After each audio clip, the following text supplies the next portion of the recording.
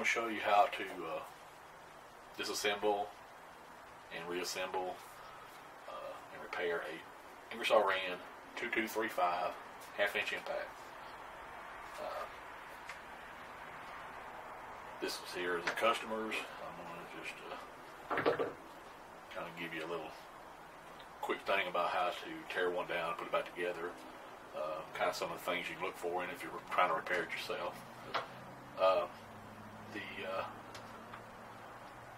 These tools, most of these tools, these titaniums the Ingersoll has, are pretty much the same as the older 2131, 2135s.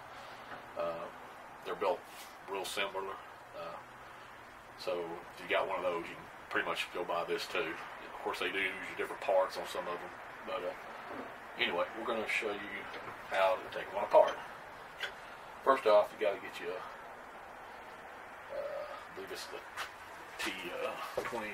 What does it say?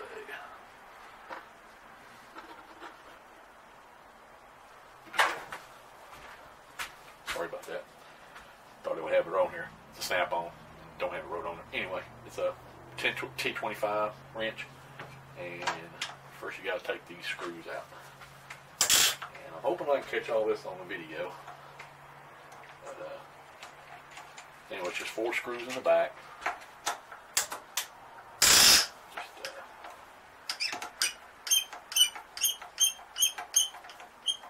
unscrew them out of there. They're usually not very, very tight, so they don't put like a Loctite or nothing on, because then you would hardly ever be able to get it apart.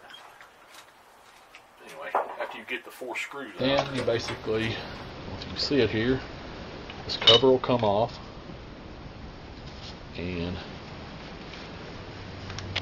this is your hammer assembly here.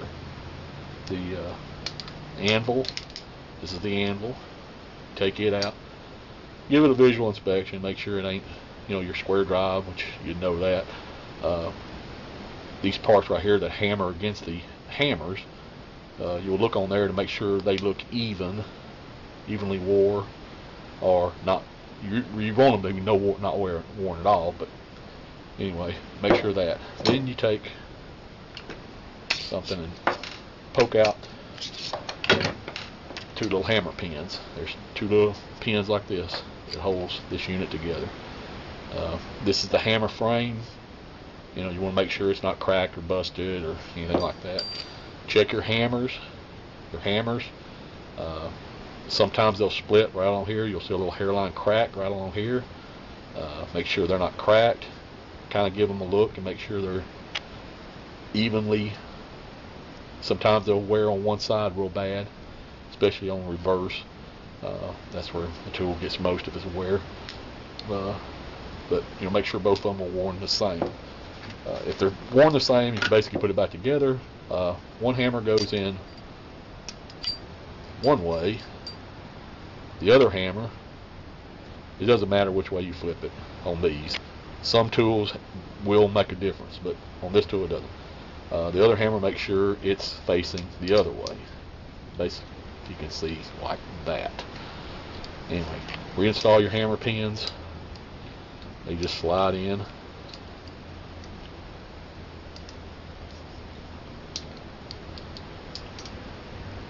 sure everything's in line there. Anyways, they just slide in like that. Make sure it's wiggling around there. You can put your hammer back in there if you want. Your anvil, excuse me. Anyway, from there is a gasket. Your 4 screws, just pull them out. Anyway, then you're going to get to your air motor. Your air motor, best way to do it, most time it'll just fall out. Sometimes you got to push it from the back. Just push out the air motor assembly. This is the whole air motor. First thing you do is take off this front plate. On these models, they do have a plate in there that is actually removable. On your 2135s, 2131s, they are not. I'm going to show you one of those. They look like this. It is non-repairable. It's You can tell this is wore real bad. It's a one-piece deal. You can't surface it down. You can't do anything because of this lip around there. Anyway, you just have to buy another one if it's bad. These here, this is a removable plate in them. So if they do get a little rust or something on there, you can take them on some, 320 grit, 400 grit, something like that, and kind of sand them down a little bit, clean them up a little bit if you need to. Anyway, and it just, if you do take it out, it's got little tabs on there. It's pretty much foolproof. Just make sure it's facing the right way. Don't put it on there backwards, but make sure it goes back into the little slots. That's where that goes. The hammer unit, the air motor, you can remove the little forward and reverse valve, and in the back here, you got a little snap ring. Take your little pair of snap ring pliers, pop out that snap ring. Then it all slides out. Okay, this is your rotor with the air motor blades. Okay, this one here, I've actually already reassembled it, but these are the blades that you would change out. You change them out. Sometimes, like I said, if water set up in it or whatever, sometimes you don't even need to replace them. Sometimes you just can clean this thing up, clean up the blades, and reuse them a lot of times. If it's just, if it's a fairly new tool, it's just got water in there and it's set up or whatever. Do check your little cylinder here. Make sure there's no wear in it. I'm going to show you. This is on a 2235. It's a different size, but this is an old one, and you can see inside there the wear inside there. Sometimes they'll get wore in the back here. There's no fixing them. You just got to replace them. But this one here is good. It's in good shape, and that's how you inspect and check the motor.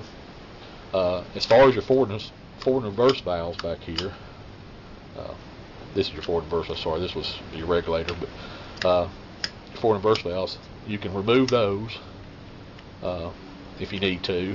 You'll have to remove them to remove the. It's got seals on this little valve in here. But if you're looking at it, make sure it's going back and forth equally. When you center up the forward and reverse valve in the back, make sure it's centered here. There's also a little gasket back here that pops out. I'll show you. Comes in the kits. You can replace it. Get something in there to pull it out with. Anyway, pops out like that. So a little gasket goes in the back. It just basically slides into a little slot. Just make sure you get it back in the correct position when you slide it back in. That's how you get it out. To remove the forward and reverse valve, if you need to get into that little valve right there, you can do. We'll have to remove these. The best way I found is just to. I just take a small screwdriver and insert it in this down in here, and it's got like a little tab on there. I'm gonna see if I can show y'all how to do it. I'm gonna get a little smaller screwdriver.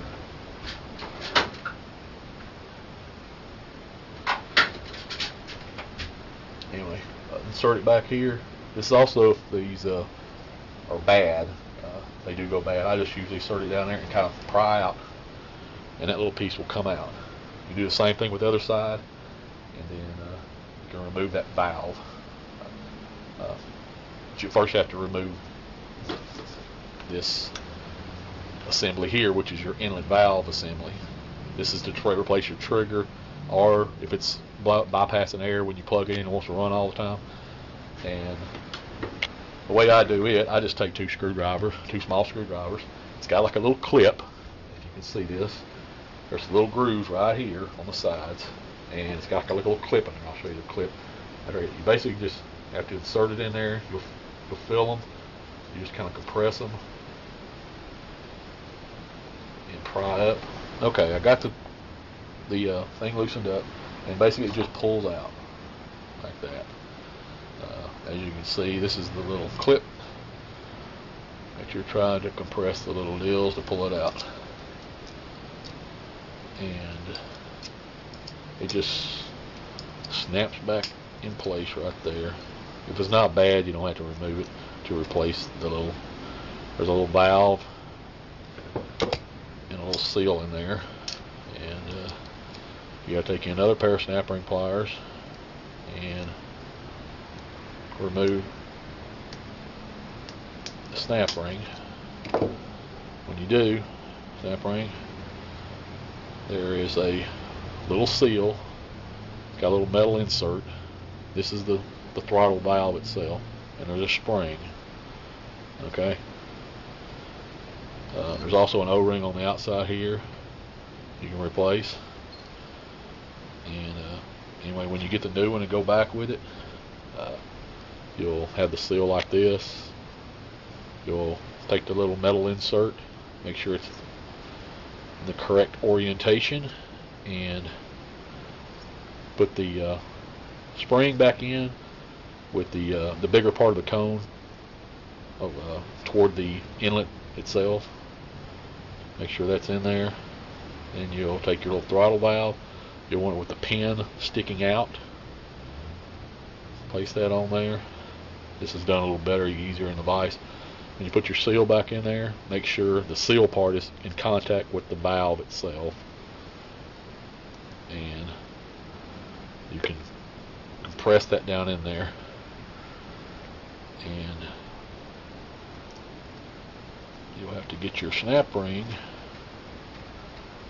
back in there. Let me get it on there.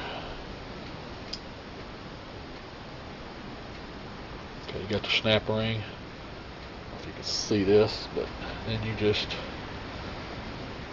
gotta kind of compress it all in there with the snap ring. They don't go in there very far. Once you get in there a little bit, let off. You can push the valve back and forward, make sure it's in there properly. And you've reassembled the little throttle valve area. That's it. Then when you go back with it, you will, I was going to show you too, when you, if your trigger's bad, you just pull it out this time. It has a little O-ring on there. Replace it if you need to. Usually it'll come in a kit. If you need to get a kit, it's a very oddball metric O-ring. So anyway, it just inserts back out in there. You don't have to put it in there yet. The best way is just leave it out and go back with your valve and just make sure it's lined up properly. Make sure it's got a little washer right here. Make sure it's up against the shoulder of the hex part here. And just shove it down in there. Make sure it's all going and line it up, and it'll clip back in place in the two little grooves right there. Make sure it's in there properly. Now you can put your trigger back in there. All it does is it's got a little thing where it'll just snap back into place. Make sure you got it on the right, and it will snap back into place. Okay, that's that assembled. Going back with your buttons, they're a little tricky. If you don't ever have to remove them, don't. But I know sometimes these things pop out when they get old, or they'll lose them. But just make sure make sure this valve is over. Best way to do it is to center it and push one in, and it'll shove it over to one side, and then take the other one and shove it in, and just kind of line it up. And there, it's got to look like little gears in there. It's got little teeth on here, and just line it up. And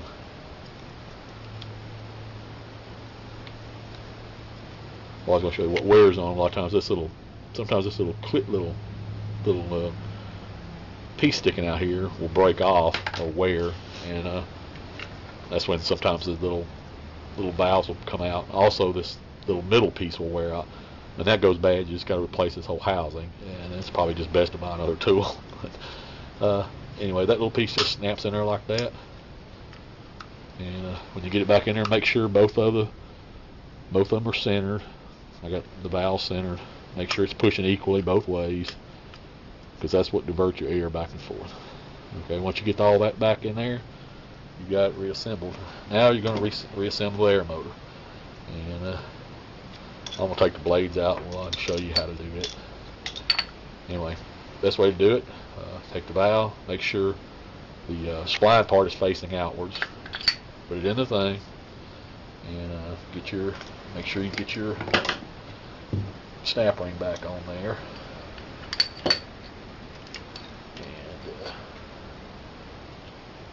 And you also, as you're doing this, you can replace your bearings if they're bad. They just basically fall out.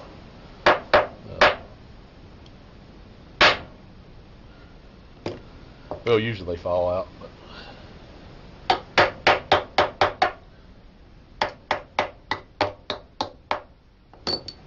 Anyway, there it goes.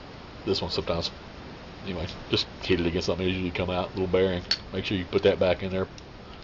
And usually it'll just push back into place like that.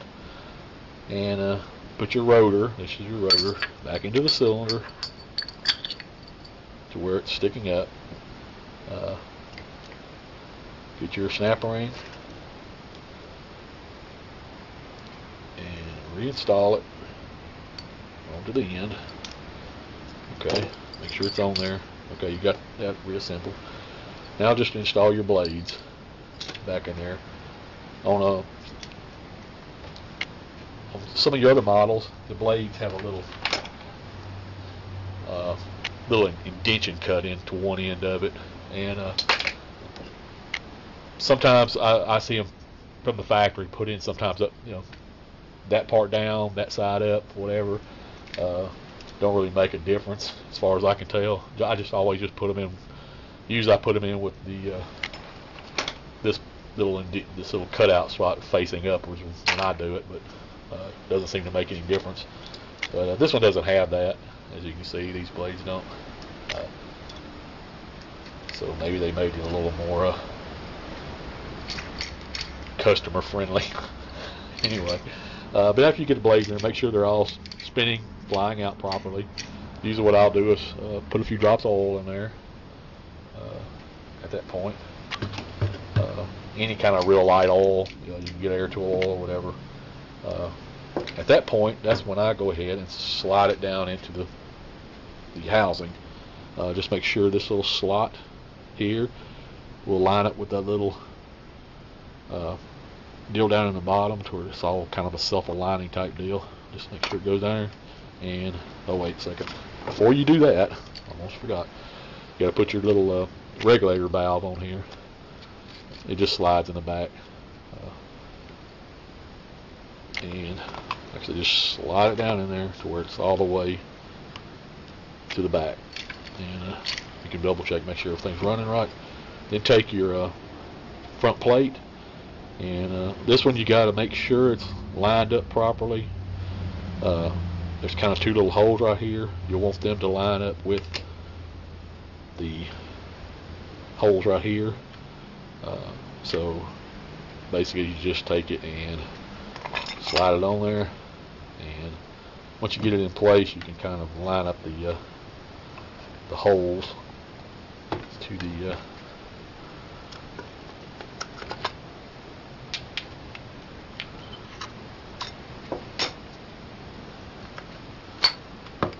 had a little trouble there. Tell you a little trick. The plate, so like that boy just had a problem with the plate falling out. What you can do is take you a little bit of grease, just a very little bit, kind of rub it in the back here, and make sure your plate's facing properly again, and kind of compress it down in. It'll help that plate stick, so when you turn it upside down, it doesn't want to fall out like it just did on me. And once you do that, and make sure the little holes are lined up again, put it back in the place to where you'll see the indentions there for the bolts. Make sure they all line up correctly. At that point, I'm going to put it in the vise. It's just a little easier. If you can see that. Okay, I think you can see that.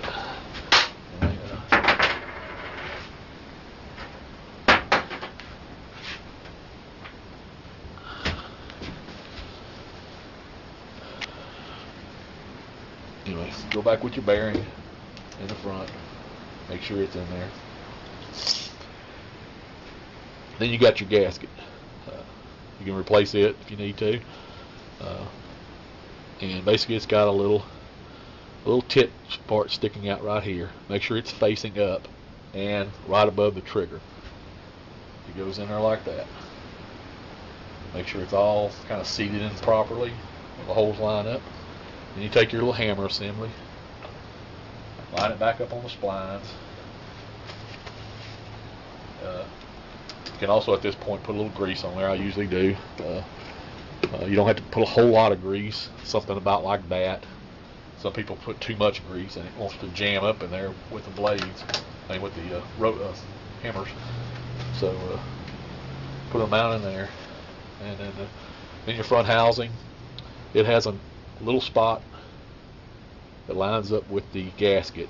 The little tit that's on the gasket on here, make sure it's facing down right above the trigger. It goes, just slides back on there. And when you push it down, make sure everything's seated properly. And what I do is I take it out of the vise at this point, turn it upside down, and put it back in the vise. You don't have to have it very tight. It's best not to. And then go back with your 4 screws.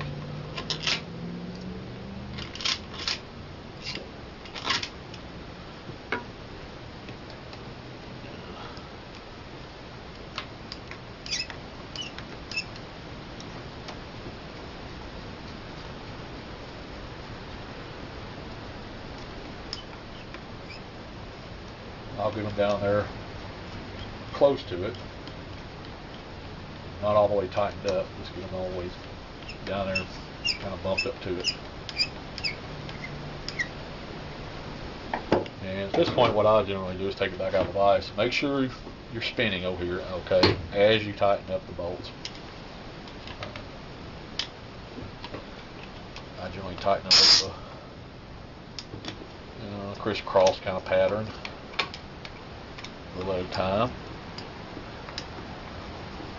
Make sure it continues to spin as you do this.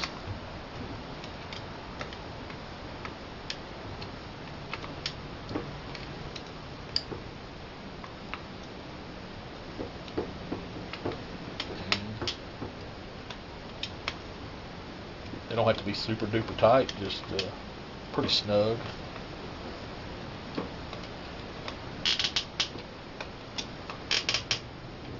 Basically you're tightening up that air motor where it'll seal off in there. Like I said, just don't put any Loctite on the threads, otherwise you'll have a real problem getting it apart next time. You might could put the blue kind, but I don't go back with any, and I very seldom ever see one unscrew.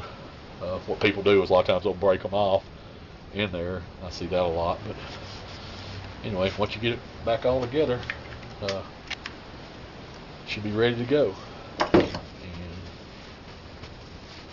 we're going to test that thing in just a second. Yeah, anyway, got it all back together.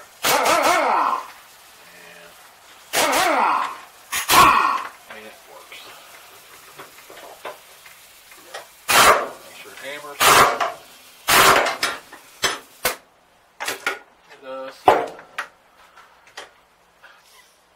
Anyway, that's disassembling and reassembling and Ingersoll 2235. Thanks for watching.